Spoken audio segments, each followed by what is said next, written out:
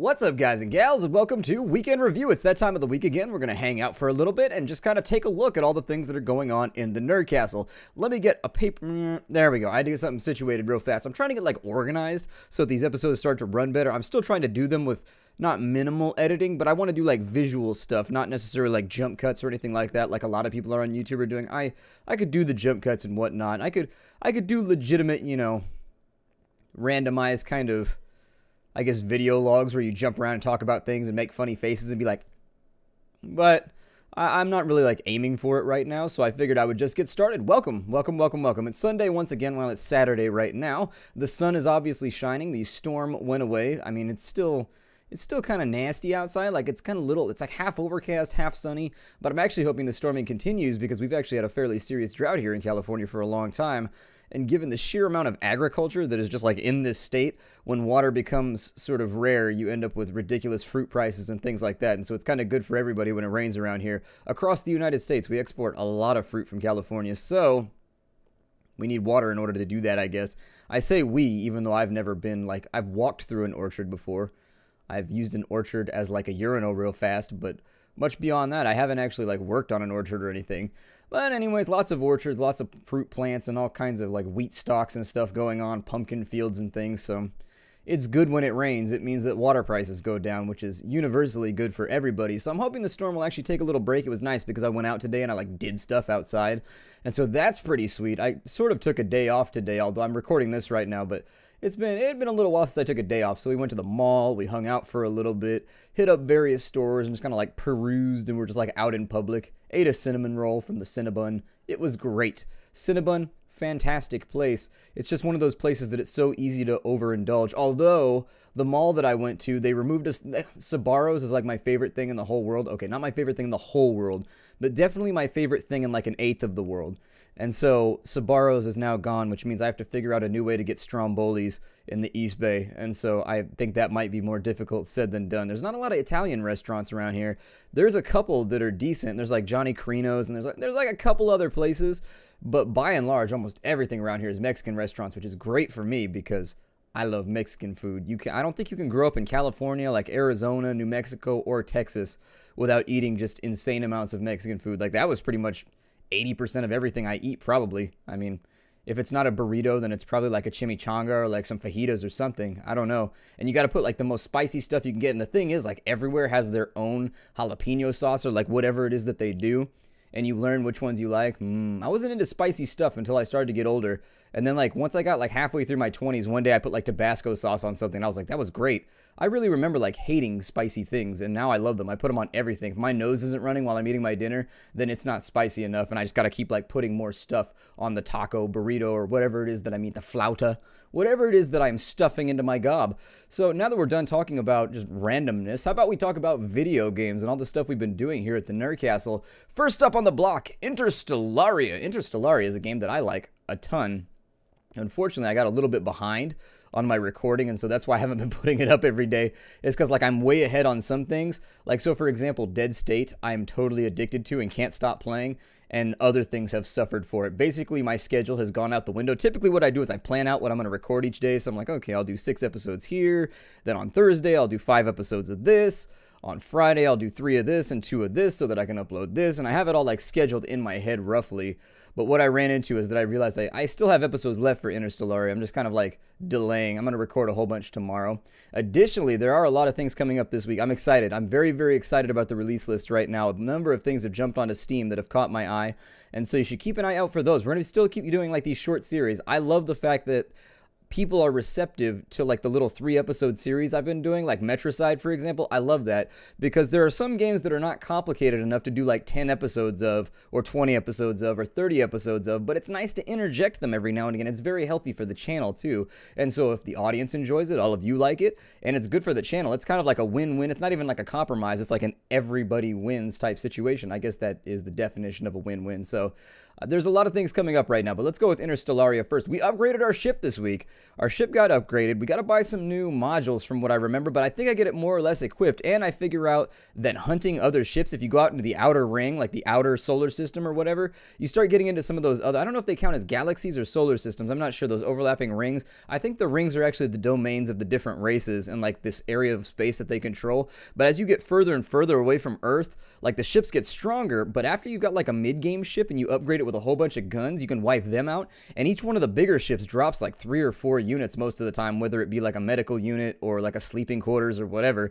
And so actually it's probably more cost effective to like hang out and just shoot ships for a while, just be like plink, plink, plink, popping holes in their space marines, or their, what did I call them now? I forget what I called them. It's been a while since I used the phrase. What did I call? They were like submarines in space. I think I called them Astro Marines or something like that, because Space Marine didn't work because we cover too much Warhammer 40k here. Actually, there's no such thing as too much Warhammer 40k. If I could get away with it, all I would do is Warhammer 40k. Unfortunately, there aren't enough games developed, and B, I don't know if I want to be one of those channels that specifically only focuses on one thing. But yeah, as of right now, Interstellar is a game that I am liking quite a bit. I think I've always been a little bit addicted to games that allow you to jump inside like a central vehicle and then hop out in different locations and explore around. I've always loved that concept. And so whereas some games, when you land on a planet, it's just like the one station that you're hanging out in, I very much like that there are different landing points on every planet, and you kind of explore an entire planet. It gives you a better scale and scope, because what a lot of video games do, and like what Star Wars does, for example, and like essentially every sci-fi ever, what they do is when the ship lands, they only show off like one thing. You know, they always act like an entire planet is mashed into like one city and one culture. And we know we live on Earth. Look how big the Earth is and how many different things are going on. It always blows my mind that they don't really focus more on, like, I feel like just a planet like Coruscant, for example, would have so many different cultures and things going on so many different sides. You could do like dictionaries and encyclopedias on it, but I like the fact that you can land at different locations and they'll look a little bit different, but kind of the same. I very much like that, because it allows the planets to feel a little bit larger than just like a place where you drop into a city, buy some equipment, and then go somewhere else and never see any part of the planet. I also like the combat. The combat is insanely hectic, although I don't know how it's going to work in the end game once things start getting like seeker missiles and things like that, because we haven't done any hardcore combat. I've recorded some, so you'll see it, I guess, in a couple days. I did a harder combat where we re-equip our ship and we go out and we get into a fight. And the thing is, the screen is divided in half, and on the top half, you've got to do the exact same thing that you do in FTL, run around and patch holes in the hull and things like that. But at the same time, you've also got to be on the bottom map and flying around on the bottom map trying to do combat in real time. And so, like, managing both can be a little bit hectic. But with superior positioning, you shouldn't be getting hit. But if they put in seeker weapons, I could see that getting very, very nasty. And so that's Interstellaria for the day. I've liked the game tremendously. Aside from the pathfinding, I haven't really seen any other issues with the game. I've enjoyed it from top to bottom. It's been one of those games that completely and totally surprised me. I watched other people play it, and I was like, yeah, it looks impressive. And then once I got sent my copy, I've been playing it quite a bit. Crown Takers. Crown Takers will be coming to a close in 2 episodes, I think, 2 or 3 episodes. I won't tell you how it ends. Suffice it to say, there's a whole lot of salt involved, and so I'm going to embarrass myself, I think. But Crown Takers, I don't know. I'm beginning to think that Crown Takers maybe isn't my cup of tea. It's not that the game is difficult, it's just that there's so much randomness in the game that dictates what happens that I find myself sort of leaning away from playing it a lot of the time. First and foremost, I don't think percentages, I strongly don't think that percentages are being accurately displayed in that game, because I miss 95% constantly. And I play XCOM, like Enemy Unknown and things like that, and 95% are basically a guarantee. Like, yeah, 1 in 20 misses, but in Crown Takers, I have weird things happen, like missing 5 95% like in one combat, and just like weird things that don't make sense given the way that it's representing itself. I haven't done the permutations or combinations on a piece of paper, because number theory is the bane of my life. Number theory is the worst, and so I'm not exactly raring and lining up to do math on a piece of paper right now, especially not number theory. I enjoyed calculus, though. I think it depends on, I like trig and I liked calculus, but I hated number theory. Number theory, I was just like, this is stupid, and I hate it. It's because number theory is all word problems. You don't do anything but word problems, and it's like, if you have 7 orange balls and 4 black balls, and you drop them into a bin, and then they are randomly selected after being shuffled, what is the possibility that you'll get a black and a red into a first container, an orange and a white into the next container? And you're like, you didn't even talk about those colors before. I'm so confused. I've never been so irritated by ordering sandwiches for my coworkers. That's the problem that I remember. There was like 8 sandwich toppings, and everybody wanted something different. And then I remember that being on a midterm and just being like, ugh, and banging my head on a desk. I remember the curve in that class was so big that like a 50% was an A. Like, that's how bad the curve was. Like, the best grade on one of our exams, our midterm, was like 48%. And I got like a 40, so I was like, okay. And then the curve brought me up to like an A minus, and I was like, oh, yeah. It was the teacher's fault. The teacher on the first day, he was like, I don't care about this class. You don't care about this class. But they keep signing me up to teach it, so here we are. And so essentially, it was just kind of like, you did the homework and then kind of burned your way through the tests. I don't know. It was weird. It was very, very weird. What else do we have going on right now? Crown Takers. Yeah, Crown Takers coming to an end pretty soon.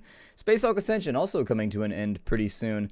I think that viewership is looking a little bit low on it. We've done enough episodes at this point to where I feel like I've showed off the game and we've showed off a lot of the stuff. It's a little disappointing that the leveling is so slow in it, though. Like, I think the leveling needs to be tweaked by maybe like 1.2% or something like that. Just a little oomph to get it a little further, because we've played almost entirely through 2 campaigns, and we're still only at like level 5, and you can't unlock the endgame weapons till level 8, and so it's a little bit disappointing. The other thing is that if I was doing the series seriously, I should have done the Blood Angels. I didn't want to do it because their campaign is identical, but the Blood Angels allow you to use ranged weapons and melee weapons so that you can see everything. They have ranged specialists, they have melee specialists, they have psychers, and they have sergeants, so that you have all the gear in one playthrough. And instead, by going with the Space Wolves, we actually missed out on like 40% of all the loot in the game is ranged, you know what I mean? So unfortunately, we didn't even get to take a look at those because we didn't play a ranged team. They have no range specialists.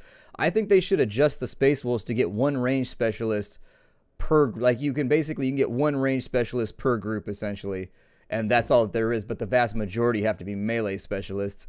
I think they need to do some kind of tweak right there to both the XP gain rates, and then the other side of it is that I would like to see them maybe give Space Wolves a limited range specialist, so that at least when you play the Space Wolves, you can get to see some of the cooler weapons, because everybody gets lightning claws. Like, just because you call them wolf claws doesn't make them any different than just like lightning claws with a small bonus. So it's a little bit disappointing that if you play the Space Wolves, you'll never get to use the combi bolters, you'll never get to use the bolters, you'll never get to use a bunch of different weapons. And it's the same way for the Ultramarines. The Ultramarines never get to use like any of the bigger melee weapons. They can't use claws, they can't use like a whole bunch of stuff, but they get cyclone missiles, which is pretty sweet. So there's that. But yeah, Space Hulk Ascension probably be done. I've got 5 episodes recorded right now, and I thought it was the last mission of the campaign, and it took forever. Like, it was seriously, it's a 2-hour mission, and so I broke it up into blocks, but it took forever to beat the mission. Like, it was just a slog, and you'll see it's an intense mission. Like, really, we win by like the skin of our teeth basically.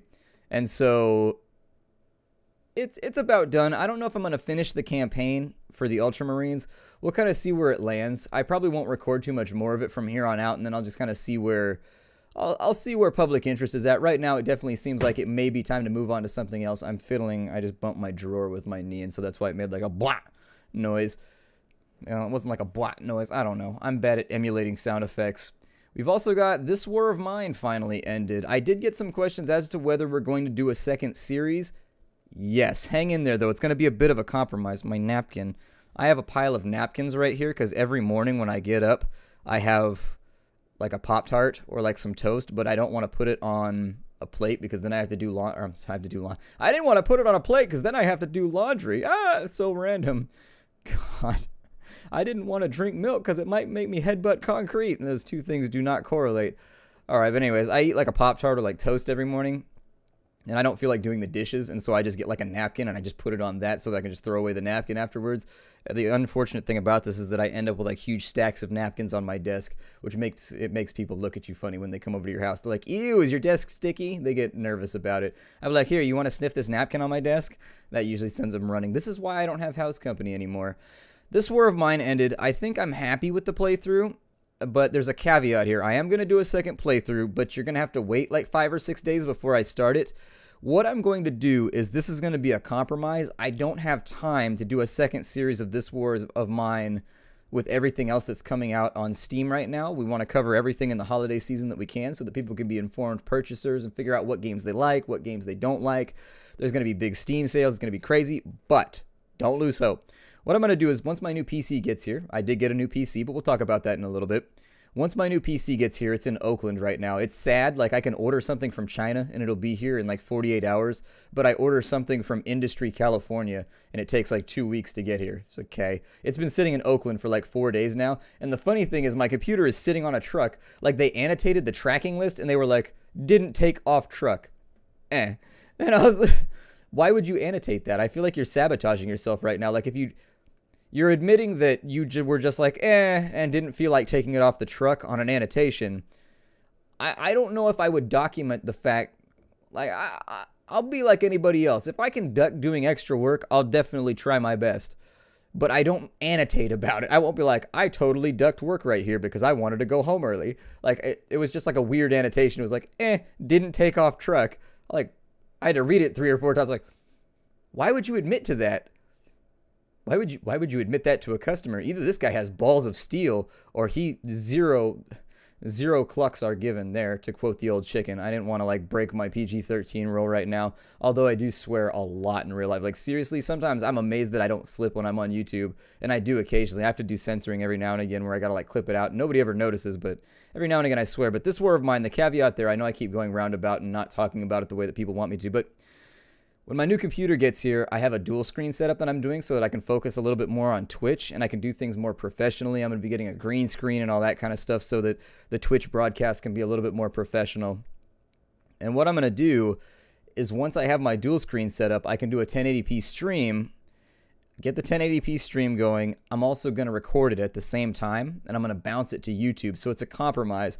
Because I don't have time to do a This War Is Mine series on YouTube, what I'm going to do is I'm going to allocate Twitch time, because my Twitch viewers said that they really, really, really wanted to watch me actively play This War of Mine, and I think that's a good compromise. So watch out for that. It'll probably start running next week in the evenings maybe.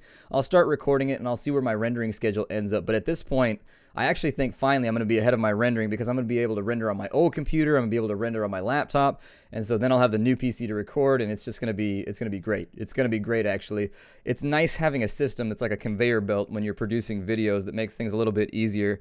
I'm excited about This War of Mine. It's a weird game. I just keep playing it. Like, I find that it's a lot easier once you know how to play the game, and once you go through like a second time. My second playthrough, I'm just like butchering every bandit and like never slipping up and dying, and it's going quite well.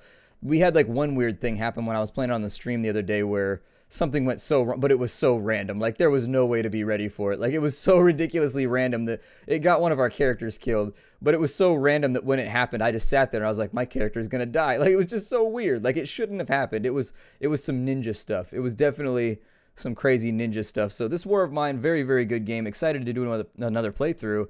And hopefully we'll be able to do that pretty soon. But it'll probably be up like next week, late next week, if I get a little bit of extra time to start rendering out the Twitch stream. And so I'm hoping that'll work out and that'll be like a good substitute for all of you. Obviously, my vocal quality will be a little bit lower because I can't run my preamp and the stuff that I have through.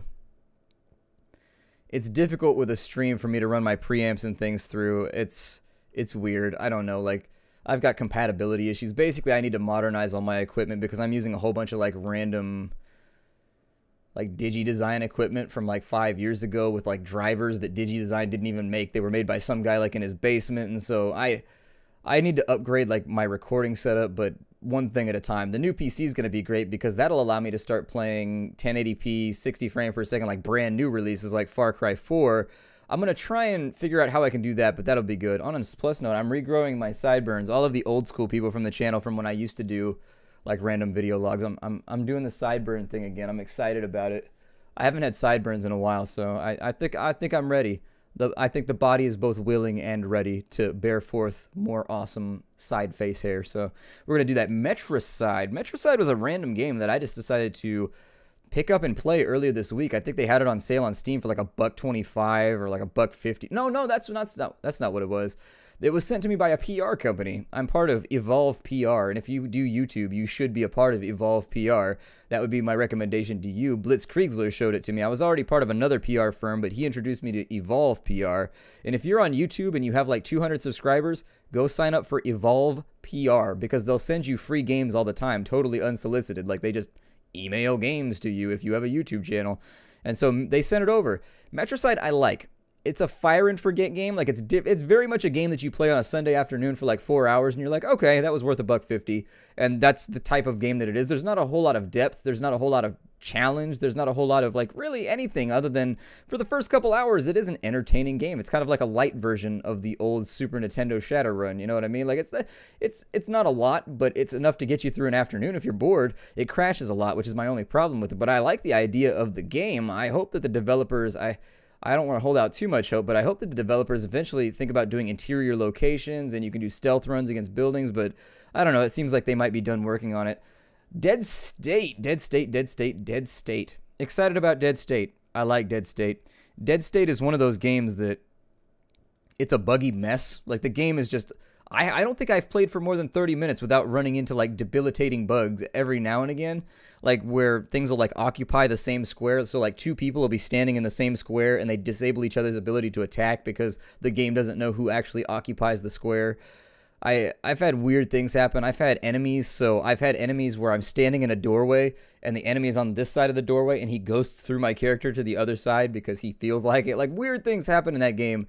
But at the same time, it's a fun game. It's enjoyable. So you take the good with the bad. It's obviously like a low-budget production, but it's such a fun game that I can't help it. It's light enough to where you don't really have to think about your tactical decisions that much, but it's heavy enough to where like you have to focus on your upgrades and things of that nature in order to have your base built properly. And so I've been having fun. I want to you guys need to get introduced to Doug. Doug is the best character in the entire game. You guys haven't seen him yet, but I think Doug shows up maybe in episode 6 or 7. Doug is hilarious. He's the greatest. Doug will never leave our party ever again. He's my favorite anyways. I'm going to swap him out for maybe like Joel or something like that and just be like, no more Joel. I like you in a folksy way, Joel, but obviously Doug has to come along. You guys will meet Doug. Doug's a lot of fun. But yeah, there's a lot of things that I like about the game. I feel like, well. Meh, whatever. I was going to change subjects real fast because something like caught my attention. It caught my eye, but it didn't grip it or pull it out or anything. I always thought that was like something caught your eye. I was like, wow, that sounds painful. Like, or it's like the other phrase, people are like, think of the children. And you'd be like, from whose perspective? Because if it's from the perspective of a tiger, thinking about the children probably isn't a good plan. But anyways, I like Dead State. I feel like they could make the combat a little bit better, because there are certain weapons that are just like awesome. If you need a 3 AP weapon, claw hammer. If you want a diagonal weapon, baseball bat. Like, there are very specific things in that game that are really, really good, and then everything else pales by comparison. Like, certain guns are better than other ones, no doubt, even though they wouldn't seem like they would be better. So there's like a lot of things in that game that are unbalanced or buggy or aren't working right. You'll see more of that in the next couple. We get hit by a lot of bugs in this playthrough. Like, we get tackled. It manhandles us. It's bad. It puts us, I don't even know, it puts us in the camel clutch, I'll tell you that right now. But yeah, I like the game nonetheless. I mean, it's got a lot of rough edges, but they're all very pillow-like rough edges, so I can live with it. So look forward to more Dead State in the future, because I like the game a lot, and I don't know how long it is, but the map is enormous. I can't imagine that the game's going to be less than 40 or 50 episodes. It's huge. The game just keeps going. Like, I walked a character, and I saved my game and then just walked a character in one direction for a while, and I was like, oh my god, it just keeps going. There's just stuff and stuff and stuff to do. It's mind-blowing. We finished Alien Isolation, although that had to happen, looking at the dates here. Okay, so yeah, we finished Alien Isolation, I guess. Actually, did we? I might be off right now. I might be a little bit off. Am I off? I'm on the wrong page. That's what did it. I'm on the wrong little note page. Okay, so Dead State was last week. We finished that off. Sproggywood. Sproggywood is... It's a fun game. I like Sproggywood, and I was gonna do a weekly indie newcomer on it before I moved, but then I got busy, and so the indie newcomer had to get pushed back, and then I didn't have time to like research games or anything like that because I was constantly researching giant cardboard boxes full of stuff that needed to go places in the house.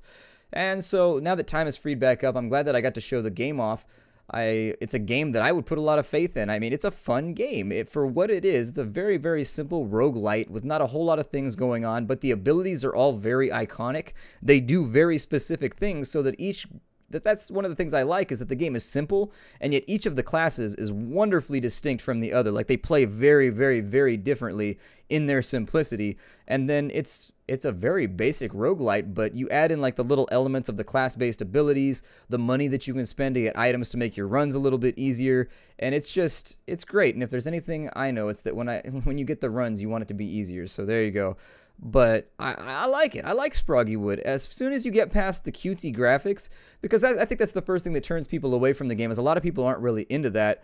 I like anything stylized, so it doesn't bother me. I like things that are stylized much more than photorealistic, although I will say that having played Far Cry 4 a little bit now, that game is gorgeous. It is absolutely dazzling how good that game looks, even on like medium-high settings. It just looks fantastic. Everything in that game is gorgeous, and Pagan Min is a character right there. Actually, I think they outdid themselves. I thought, how could you possibly do better than Far Cry 3? And then I met Pagan Min in Far Cry 4. I think the world is a little bit more level-like. It's a little bit more linear, I guess. But I like the different... I guess it's because it's mountainous. You have to move through specific paths to get around. It's not like a flatland area. But what I like is that they gave you tons of ways to get around the map, from the gyrocopter. I love the fact that they put the wingsuit into the game really, really early so that it wouldn't be a waste like it was in Far Cry 3. You could mod it in, as I recall, in Far Cry 3, where you could get the wingsuit earlier, but that was a big complaint of mine about Far Cry 3, is the wingsuit was introduced so late in the game that it was kind of pointless. But yeah, I've been playing Far Cry 4, but back to Sproggy Wood, it's cutesy. And so once people leapfrog over the top of that, I think you'll find a tremendously, tremendously gratifying game. I don't think it's on the level of something like Tome in terms of just absolute depth, but it's definitely a game that on the first playthrough you'll struggle. By the 5th or 6th map point, you'll be struggling. The game gets real nasty as it implements more and more unique enemies, and you just got to kind of figure it out. So I'm glad that I got to feature it. I'm really glad that I got to feature it. I'm in like a weird spot right now where a number of my series are all going to end this week. Like, there's like 4 series ending, and I don't really have anything lined up. I've got a couple of things lined up that are going to be like little 3 or 4 episode type deals, but much beyond that, I'm hoping we can find something fairly girthy to insert into our schedule as I drop my pen. And once we do that, I think we'll be back on the horse. There's a pretty good release list going right now, and in fact, I've got that up here on my screen. So let's take a look at the release list, and I'll kind of give you a little heads up as to things that I'm looking at. Dog Sled Saga. Indeed, I am looking at Dog Sled Saga. It's a mobile game, but it still looks like fun. And honestly, I'm really glad that dog sledding is actually like a thing now that people are starting to care about, so that'll be fun. There's a number of really, I guess, casual games coming out, and I'm not sure that I wanted to let those go. But we've got Chaos Reborn, which looks really cool. I think that one was developed by... I'm pretty sure that's made by the same guy that did XCOM. I'm fairly... the original XCOM, like the old-ass XCOM. And so I'm excited about that. Alone in the Dark might happen. Cargo 3 looks kind of cool. I've been wanting to put another horror game into the schedule maybe and see if we can do that, because I don't want to focus too much on any one area. We've got Mercs and Mechs. We've got a lot of games right now that I've got press requests in, that I've talked to the developers, and I'm excited about showing off. I think that Raven's Cry is coming out pretty soon. I'm on the press list for that one. I like anything with pirates, any chance that I get to go air. I think we'll more than likely, back on the subject of the games we currently have running, Salt. I think 2 or 3 more episodes of Salt, and I'll be happy with where it's at. Like 11 or 12 episodes for Salt. There's not a ton of stuff to do, but there's enough to do where I feel like I get a good 4 or 5 hours out of it, and then, you know, we can leave it where it's at, and if it ever becomes something more complicated, maybe step back and look at it again in the future. Viking Conquest. For people that have been asking about a new Mountain Blade playthrough, Viking Conquest comes out in a couple weeks. I've already talked with Paradox Interactive. They've already said they're going to send me a copy of it, like I think in a couple days, actually. They're going to give it to me super early. So I was like, yeah! I'm so excited about it. I can't wait. I will drink from your skull! Like, I'm so excited about it. It's going to be the greatest. I've been looking to... I reinstalled Mountain Blade Warband the other day, and I was like, I kind of feel like playing... I don't know what it is about that game, but I get an itch. Like, I told you guys, like, every 4 months or so, I get a giant itch to play Warband, and then I just do it again. Sometimes I do Florus. Sometimes I do Brittenwalda. Sometimes I just do vanilla with Diplomacy mod. Like, I like the game. Even in simplistic forms, I enjoy the game. Even like the basic vanilla, I enjoy, and I cannot wait for Bannerlord to come out. So Viking Conquest, we will be starting a new series. Whether or not it gets up to like 150 episodes like our old one did, I'm not really sure. We'll have to see what the different features are of the DLC. I'm thinking of it as like an expansion, but they keep referring to it as a DLC. So it's made by the developers of Brittenwalda, which is my favorite mod for Mount & Blade Warband, and in fact, it's probably the mod that I've played the most out of everything. If you don't know what Brittenwalda is an infantry-specific medieval mod for Mount & Blade Warband that takes place in Scotland. It takes place, you know, in Scandinavia. It's actually, I actually think it's only Britain. I don't think it has Scandinavia. I think the whole thing is ancient, like essentially the ancient Gaelic lands. So it's got Britain, it's got Scotland, and it's got Ireland, it's got Wales, but they all go by old sort of, I guess, Gaelic names that all, I don't know how to pronounce Gaelic words. So this is probably going to get really, really embarrassing if they have any Gaelic stuff included, because with Gaelic, the letters don't make the same sounds. The phonetics are different, and so you can't just like read through them like you normally would with like English. It's kind of like learning Cyrillic. It's a little, it's quite a bit different. It's not read the same way. You just got to kind of figure it out. So there's a number of rules. Like I remember there's certain like combinations of letters that make like S sounds, even though it looks like they would make like a TH sound. It's definitely a language that takes some acquisition. So, but Brittenwalda focuses specifically on infantry. There's almost no horses because it's the Dark Ages. Actually, is it in the Dark Ages? I don't even know that it's in the Dark Ages. Brittenwalda might be slightly after the Roman Empire left and abandoned the entire kind of British Isle. I think it's right after the Roman Empire left. Pretty sure. I think it's right after the Romans leave. I'd have to check. Don't quote me on it, but I'm pretty sure that Brittenwalda takes place like 100 years after the Romans have left Britain, and it's basically just everybody fighting over what's left, and there's still like Roman ruins around, but there's adventures, there's quests, there's no horses though. Like very, very few people have horses, but there's slingers, and there's people that are using like ad-ladles and all kinds of crazy stuff. It's really, really fun. You have guys that are just like naked, that have just like their bodies with coal all over their bodies, like they're in mourning or something from 300. It's a really cool mod. It's a lot of fun, but the map is so huge that winning a Brittenwalda campaign, I don't think would even be feasible. Like the map is so huge, it would be like a 6-month endeavor to do that. The map is enormous in Brittenwalda. The other one that I would recommend is a Clash of Kings. A Clash of Kings is probably one of the best mods for Mount & Blade Warband. If you're into A Song of Ice and Fire, is that what it is for Game of Thrones? I haven't read Game of Thrones, and I've only watched the first season of the show, but anyways, it's set in the world from a Game of Thrones, and it's a really, really big mod. Like, it's an enormous mod. I keep hoping that somebody will remake the Lord of the Rings mod from the original Mount & Blade. In original Mount & Blade, there was a Lord of the Rings mod where you could play as Minas Tirith, or I'm sorry, you could play as Gondor, you could play as Rohan, you could play as Mordor, you could play as just about anybody that you wanted to play in Middle-earth, and it was fighting over Middle-earth, and that was it. It was really, really awesome. It was a great game, and nobody ever ported it over to Warband as far as I know. If they did, then I guess I've been missing out. But yeah, watch out for that.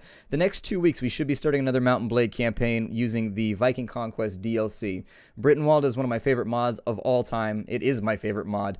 It focuses on infantry. There's no horses. The entire thing is just infantry battles. And so you have to be very careful with your archers. You have to be very careful with your slingers. Occasionally you have horsemen, but the horses are unarmored. And so you have, like, the very rich nobles will have, like, a horse, but it has no armor. And so your horse can be killed and be lamed very, very easily. But I'm really excited to jump back into Warband. I truly, well and truly am. It's going to be a lot of fun. And so stay tuned for that, because it's definitely coming along. With these things out of the way, I think that it may be time for us to take a look at some questions. Let's take a look at some questions here. So, you announced that you're going to do Mount & Blade, and that brings much excitement. Will you continue the McGriddle family line? More than likely. More than likely. I may try to figure out a new first name, so I'll start fiddling around with a pen and paper over the next couple days, but there'll probably be a McGriddle. How the McGriddle got from Calradia off to, you know, post-Roman Britannia, I'm not really sure, but they got there. They got there somehow. Let's see here. Will you play Dragon Age Inquisition? No, I think that ship has sailed. If I had gotten my computer sooner, but I hadn't found a deal on it yet, and so that's the thing, is I got my computer on Cyber Monday for like 40% off, and it's just a beast. Like, I love everything that I got out of it. It's water-cooled, it's pre-assembled, they're just going to send it to me from iBuyPower or whatever that website is. I got it on Newegg for like 35 or 40% off. Really, really, really good expenditure for me, because it's a tax write-off too. And so I can't wait till it gets here. But unfortunately, this computer I don't think can run Dragon Age Inquisition. I think it would chug kind of hard. And I want to start giving people like 60 frames per second on like everything. I haven't been able to do it yet, but once the new PC gets here, that's basically it. Do Outlast. I already did Outlast. Outlast is, well, I guess Twitch deleted it, but I did it on Twitch. So I don't think it's a game that you can play twice. Like once you've played Outlast once, you've pretty much seen everything. I had talked about in the previous with our previous weekend review, I had talked about the possibility of doing Eternal Crusade. Dan Sager asked, what would be the posting schedule of the Linchpin Warhammer MMO? I think the posting schedule would probably be weekly. It would probably be like a 15-minute political check if it runs anything like PlanetSide does. What I'm going to try and do is insert myself as kind of like not the official spokesperson for the community, but what I want it to do is I want it to be like a news show where we talk about what's going on the map, who took what, who stole what, who defeated what, and then also if I end up running a clan over there, I might delegate that to somebody that has more time than I do, but I would like to make a Nerdcastle clan that can kind of play around with each other and make sure that we always have homies online when we're going to roll out on somebody, because PlanetSide was never fun by myself. It was always fun when you had a team of like 5 to 6 friends that were able to get on at like midnight, and that was when it was the most fun, when you're all up on Vent, just like shooting the shit, and then also, you know, shooting Smurfs, and I'm sorry, not I played Smurfs, shooting Elmos and blasting Barneys and all that fun stuff. Let's see here. What else do we have? I gotta go through my questions here. Have you ever played Factorio? I did indeed.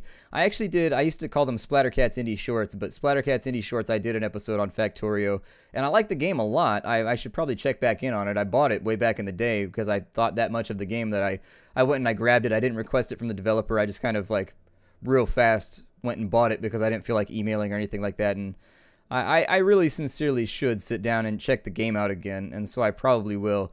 The third Dawn of War expansion, will you be playing it? Retribution, yeah, we'll play Retribution at some point. It's, once again, it's holes in the schedule.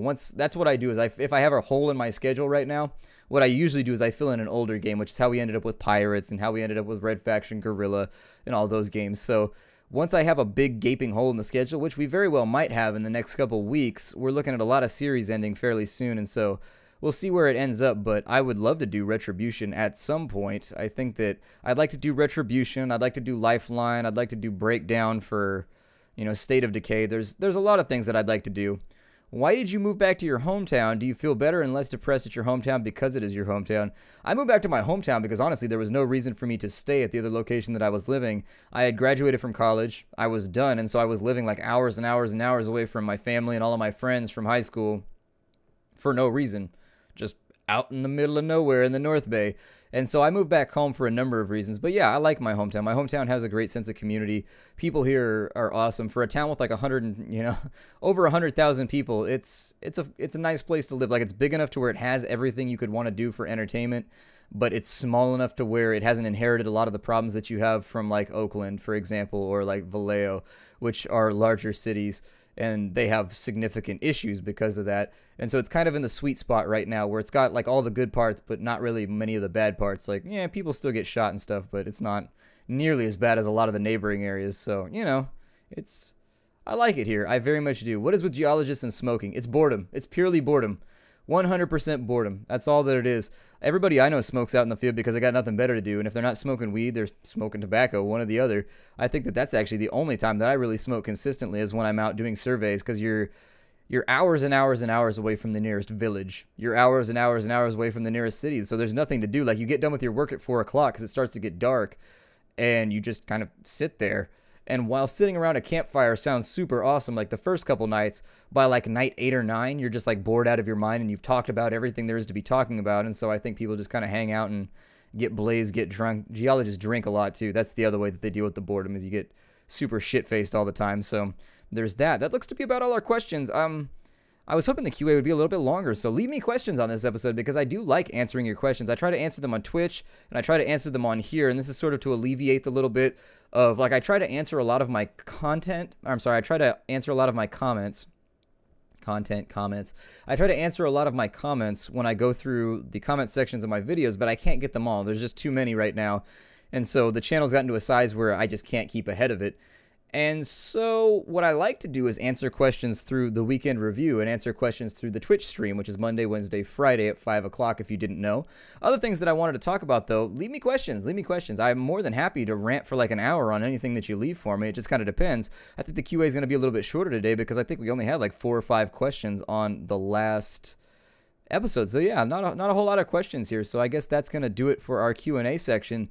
Little things to watch out for on the channel. YouTube has implemented a support this developer or support this content creator button. That's not a scam. I've had a couple people ask about it, like what the hell is that button that's up on your channel?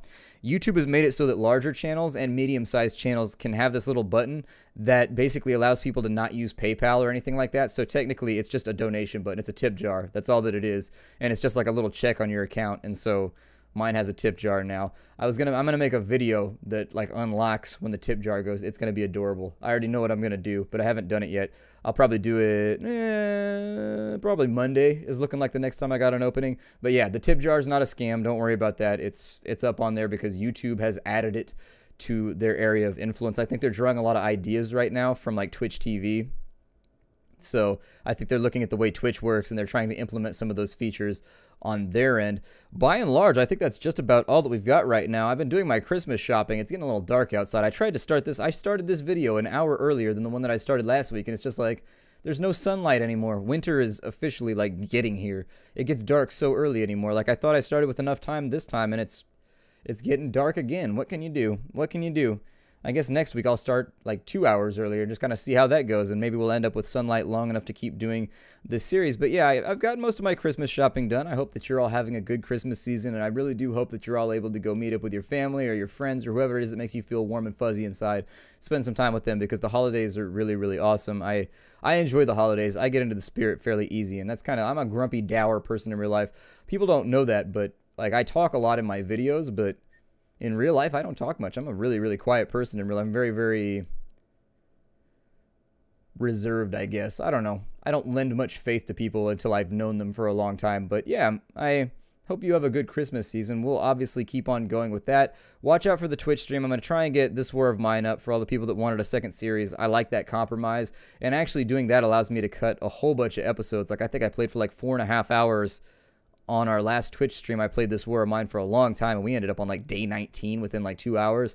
So it also works great for my recording schedule. That's going to be it for our weekend review. I think we've just about hit all the bullet points, and so yeah, it's time to leave. So I hope you all stop by next Sunday. We'll talk about things. Leave me your comments down below or your questions if you want me to answer them, and I will most assuredly do so to the best of my ability. I'm out of questions this week, though, so I'll see y'all there. Hi-do, everybody. Thanks for coming.